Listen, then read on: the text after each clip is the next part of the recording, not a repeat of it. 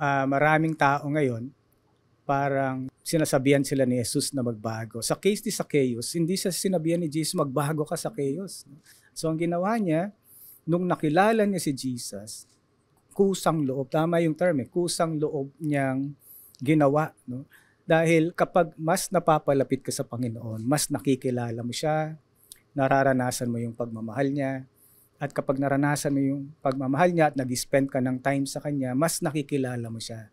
So kung kilala mo ang Panginoon at alam mong mahal ka niya, malalaman mo yung kagustuhan niya.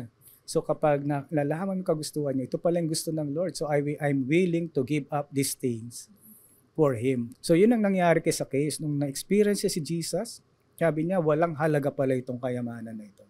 Kaya ito ay kalahati nito ipamamigay ko.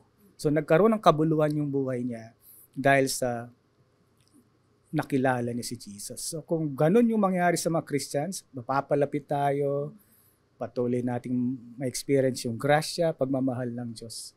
Hindi natin pwedeng hindi malaman yung plano niya sa atin at yung ipapagawa niya sa atin. Kaya we need to obey, we need to surrender. Pero magsisimula yon by seeking Jesus in our lives.